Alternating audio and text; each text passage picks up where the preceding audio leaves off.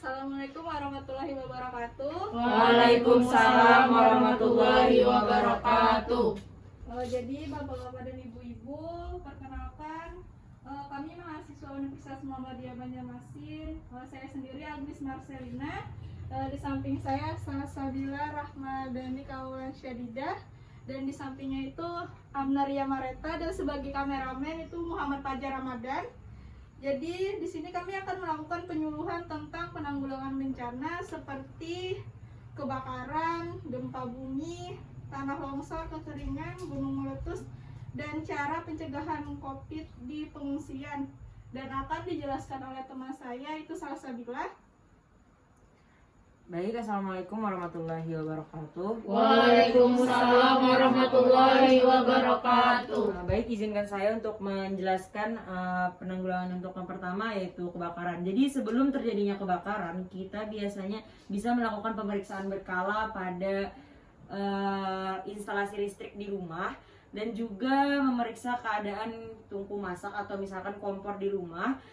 Misalkan ingin meninggalkan rumah, kita bisa memastikan telah mematikan listrik dan juga mematikan kompor atau mencabut selang kompor dari tabung gasnya. Terus untuk misalkan tiba-tiba nanti terjadi kebakaran, ibu-ibu atau bapak-bapak bisa melakukan hal-hal yang akan saya sebutkan ini. Yang pertama yaitu jangan panik, dan juga langsung segera menelpon pemadam kebakaran dengan nomor 113 atau 1133 atau membunyikan pentungan dengan keras hingga memberitahu masyarakat di sekitar bahwa telah terjadi kebakaran. Selanjutnya bisa menggunakan karung goni atau kain yang telah dibasahi. Dengan kegiatan tersebut lebih efektif misalkan terjadi kebakaran disebabkan oleh minyak, atau misalkan ada tersedia apar di gedung-gedung, bisa digunakan apar tersebut. Dan misalkan ada kejadian baju tiba-tiba terbakar, bisa ibu-ibu atau bapak-bapak merebahkan diri lalu berguling-guling untuk meminimalkan adanya oksigen di sekitar api. Selanjutnya untuk gempa bumi, misalkan sebelum terjadinya gempa bumi, kita bisa melakukan pemeriksaan berkala pada instalasi listrik. Takutnya pada saat terjadi gempa nanti akan terjadi timbulnya kebakaran. Selanjutnya memeriksa keadaan sekitar rumah, memperhatikan apakah ada wilayah yang beresiko terjadinya longsor, karena bisa saja setelah gempa bumi terjadi longsor di sekitar rumah bapak atau ibu. Selanjutnya membangun konstruksi rumah yang tahan dengan terhadap guncangan. Selanjutnya misalkan nanti terjadi gempa bumi, bisa dilakukan yang pertama yaitu kita jangan panik. Selanjutnya kita misalkan kita berada di dalam suatu bangunan atau berada di dalam rumah, kita bisa dengan tertib keluar melalui pintu keluar, lalu berkumpul di daerah yang misalkan tidak ada terdapat tiang listrik ataupun pohon yang takutnya bisa menjatuhi kita. Selanjutnya misalkan perhatikan, misalkan pada saat kejadian tersebut ada yang terluka, bisa kita lakukan pengobatan menggunakan P3K. Baru nanti misalkan ada petugas kesehatan meminta bantuan untuk diobati luka tersebut. Selanjutnya misalkan nanti sudah selesai gempa buminya, jangan langsung memasuki bangunan rumah, takutnya bangunan rumah tersebut menjadi lebih rapuh setelah terjadinya gempa bumi. Selanjutnya yang ketiga yaitu ada tanah longsor. Tanah longsor di sini sebelum terjadinya tanah longsor, kita bisa melakukan menanam atau memelihara pohon di sekitar gunung atau di sekitar kaki gunung, lalu membuat terasering. Selanjutnya menghindari atau mengeruk tanah di sekitar gunung dengan cara menanam kembali pohon di sekitar wilayah tersebut, dan juga menghindari daerah rawan longsor pada saat membangun suatu bangunan di sekitar gunung. Selanjutnya misalkan nanti terjadi tanah longsor, maka jangan panik. Yang pertama yaitu bawalah tas siaga yang siaga bencana pada saat mengamankan diri. Yang ketiga yaitu larilah sekuat tenaga dan berlindung di tempat yang aman. Selanjutnya untuk yang keempat, jauhi area longsor dan ikuti perkembangan informasi dari media dengan mengetahui keadaan di daerah mana saja yang terdampak tanah longsor.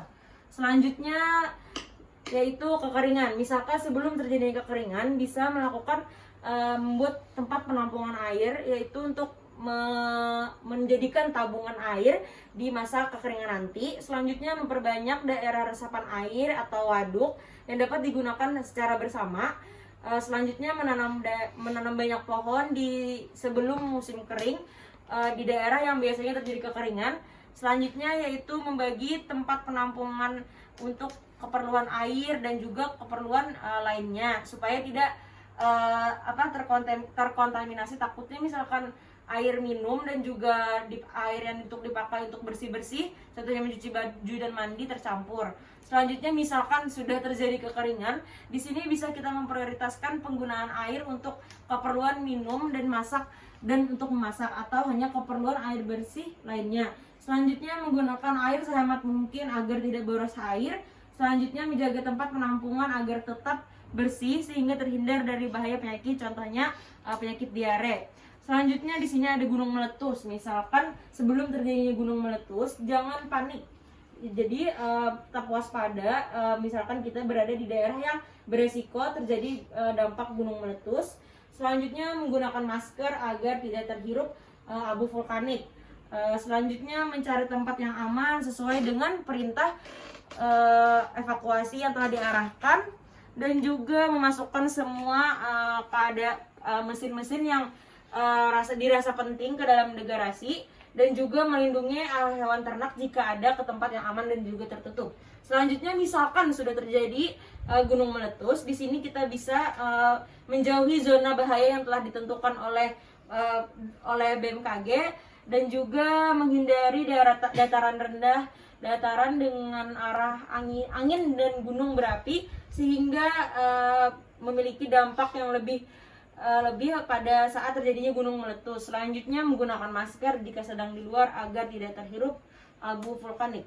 Selanjutnya di sini yang terakhir, cara pencegahan COVID di setiap pengungsian. Jadi untuk misalkan sudah terjadi bencana dan kita berada di pengungsian, untuk yang pertama kita tetap menggunakan masker seperti sekarang ini, lalu mencuci tangan dengan sabun, lalu tersedianya wadah sederhana untuk pencucian tangan, lalu menjaga jarak minimal 1 meter, dan juga memperhatikan resiko tertularnya penyakit menular lainnya, contohnya penyakit kulit yang biasanya terjadi di setiap pengungsian.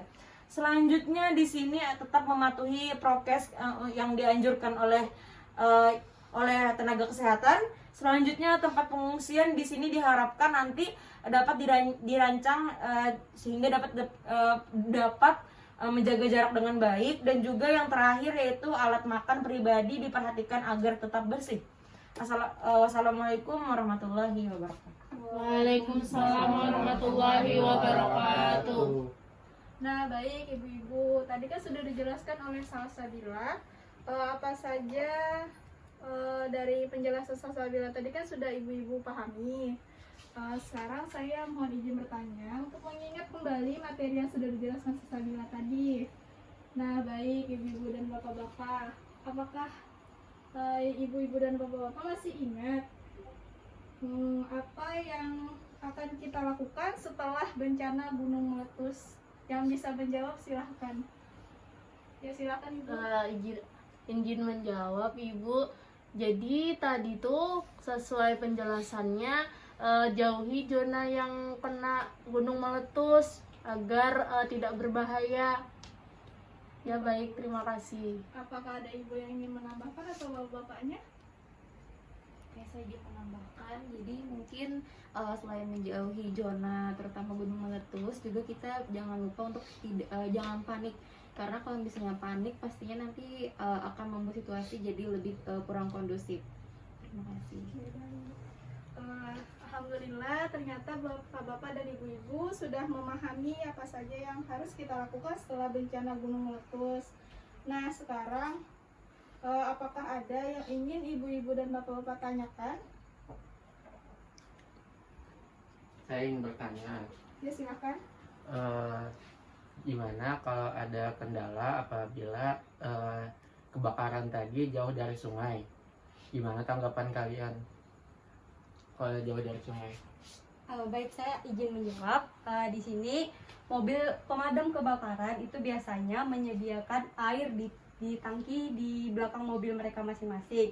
Dan karena di rata-rata di Banjarmasin itu tidak ada, berarti kita bisa menggunakan air di rumah tetangga yang mereka simpan atau yang ada untuk memadamkan api di rumah tersebut. Apakah mengerti, Bapak? Iya. Nah, baik. Apakah ada lagi yang ingin bertanya? Cukup kayaknya. Nah, alhamdulillah ibu-ibu dan bapak-bapak, penyuluhan kali ini kita sudah selesai. Saya mewakili teman-teman. Terima kasih banyak atas waktu dan partisipasi dari ibu-ibu dan bapak-bapak. Semoga penyuluhan hari ini dapat menambah ilmu pengetahuan kita semua. Assalamualaikum warahmatullahi wabarakatuh. Waalaikumsalam warahmatullahi wabarakatuh.